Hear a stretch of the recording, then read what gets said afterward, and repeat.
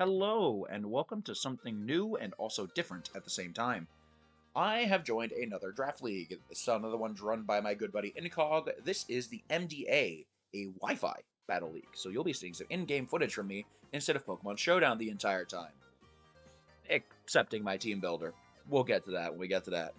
So the MDA this season is a singles draft league, but it's low-tier singles, if you can gather by the Pokemon you see on my team right now.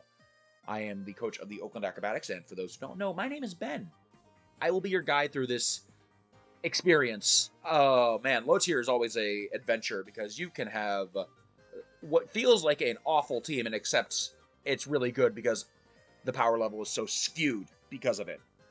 So I had middle pick in the draft. I was pick 5 of 8, and the way the draft worked, for those who don't know how Draft League works, is it was a snake draft. You go from pick 1, 2, 3, 4, 5, 6, 7, 8, and then once you get to pick 8, the draft order reverses for round 2. So the 8 will get a second pick, then 7, 6, 5, 4, 3, 2, 1, and so on and so forth, reversing the order each time. So with the 5th pick of the draft, we had picked my first pick, which is Tauros. Heavy day here. Tauros is a pretty good and generically good mod. It's fast, it's strong, it has 2 useful abilities in Intimidate and Sheer Force, and Anger Point if I think I'm going to be really unlucky. But mostly we'll be using Sheer Force here, and very occasionally Intimidate if I want to go something a little wackier. Tauros left me open to do a lot of things here. It was a fast mon, it's a physical attacker, it's got 110 speed, which is one of the fastest Pokemon in the draft. I don't have the fastest Pokemon in the draft. That would be Dedenne, which was taken by someone else. I don't remember off the top of my head. But this is one of the fastest mons in the draft, so I will be able to not invest everything in speed at all times, which means I'll be able to leverage Tauros' 75, 95, 70 bulk. It's not great, but when the power level's a little bit lower, it's pretty good. So, with moves like Body Slam, Close Combat, Earthquake, Throat Chop, and even if I want to go a little bit funky, I got Curse, I got Blizzard, I got Ice Beam, Flamethrower, all that to take advantage of Sheer Force. After that, I decided I wanted a bulkier pivot mon, so I went with Bellibolt as my second pick. This is Shock Melody. Bellibolt is a defensive Pokemon at best. It doesn't really get much coverage. It's pretty much only going to be rocking Electric Move, Slack Off, and then 2 other moves depending on what electric move I'm running. Usually I'll be running like Discharge, Volt Switch, Parabolic Charge if I really want to. But it does have some interesting tech. There we see we have both screens. We have Sucker Punch if I really need to pick something off. Thunder Wave and Toxic. Weather Ball, which will come into play later. And then for, weirder things, I have Acid Spray, Electro Web if I don't want to run Thunder Wave. And to hit ground types, you get Muddy Water and Chilling Water. So it's there. This is going to be a bulky mon I'm going to use to Volt Switch into my bulkier attackers or my stronger attackers like Tauros and Bruxish, as you can see down the line. Shock Melody here is the pivot for my team, and I will be using and abusing that Slack Off just to keep myself healthy and alive.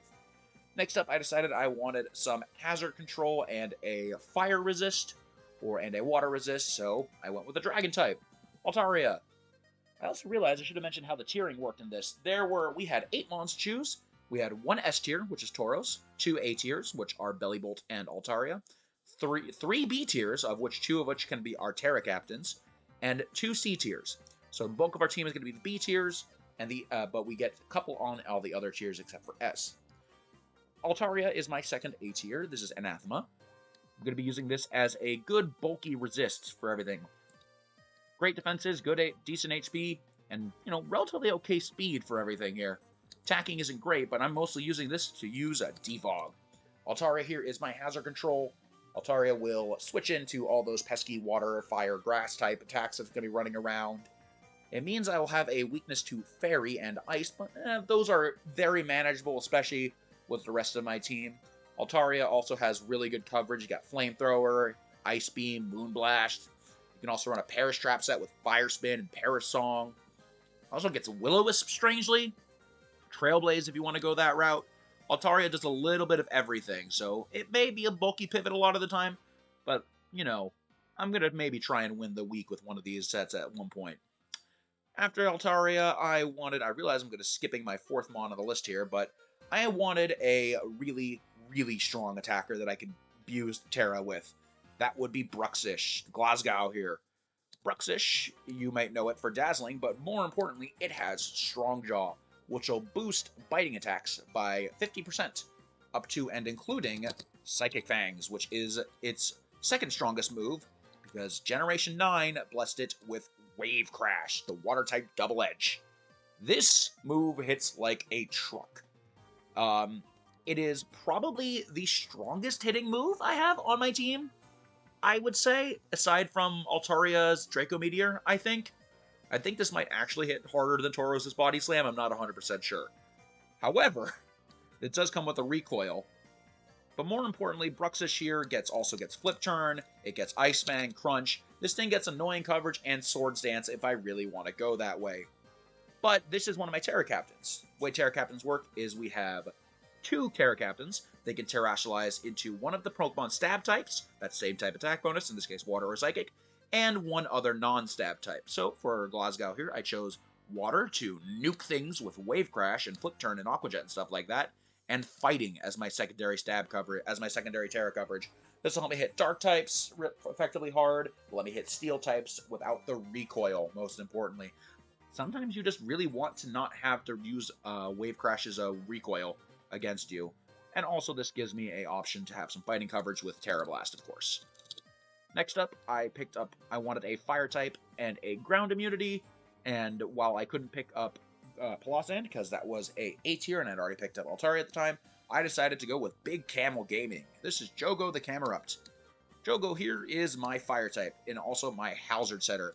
It gets Stealth Rock, it does not get Spikes, sadly, but can't win them all. More importantly, Camerupt has respectable defenses. 70, 70, 75 isn't great, but again, with a lower power level, you can make things work a little bit more than you would be able to otherwise. And more importantly, killer offensive stats, 100 attack, 105 special attack. Camerupt can run physical or can run special. It has 2 good abilities in Solid Rock and Magma Armor, though we're pretty much always going to be running Solid Rock, unless I'm really worried I'm going to get frozen. But we're using this for Stealth Rock, Lava Plume to spread burns, Scorching Sands to spread burns, which is something I didn't realize it got this generation. It gets quite a lot of things. We could run a Curse set, we could run a Flame Charge set, we could run, I don't know, an Endure Custap set, because it gets Endure now. And Custap is legal, so watch out. After that, I wanted to get my last B tier, so I wanted a good old Grass type. And I picked up Victory Bell, Aneta. Victory Bell is basically mostly known for sweeping in the sun. It's got the same offensive profile as Camerupt, except reversed, so 105 attack, 100 special attack, but a much higher speed, 70, and again, relatively identical defensive profile in terms of defenses. Victory Bell is also my secondary Terra Captain. This one can Terrestrialize into a Poison and a Fire type to boost Weather Ball. So Victory Bell, obviously, you know it, you love it. It's Chlorophyll Sweeper, it's got Solar Beam, and I believe it also got Solar Blade as well now? I think I might be lying. Forgive me, I'm lying. It gets Power Whip, though, so that's, good enough. It also gets Strength Sap, Sludge Bomb, Sludge Wave, if you want to go that way, Weather Ball, Toxic, Synthesis, Swords Dance, Sucker Punch. This thing can do just a little bit of everything, so I decided to go with Poison as my Stab Terra because I think Poison is just a little bit better for me in terms of what I want to do in terms of resisting attacks. And then Fire as my secondary, just because, Weather Ball is going to be a Fire type 9 times out of 10, and boosting Weather Ball even further seems like a great way to win games. After that, I needed a couple good support mons, and I found them in C tier and a pair of Pranksters. First up is the more relevant one, that's Citybound, the Illumise here.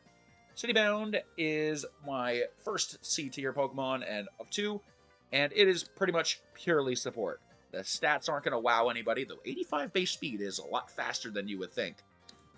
It will be mostly clicking this move, Sunny Day, and basically pivoting around with U-turn to bring in my other threats like Aneta or Jogo or whoever I need to bring in with the sun up just to nuke something on the base of the planet.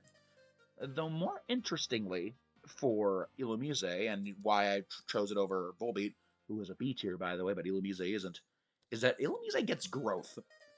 I don't know if this will be relevant, but it will be very, very funny if it is. This growth in Sun is a Nasty Plot and Swords Dance all in one. So I could get some sneaky wins with Illumise if I'm careful and smart about it. We'll see. And lastly, I picked up Morgrim as a secondary prankster. It's my fairy type. It's a dark type, so I have a little bit of psychic immunity if I need it.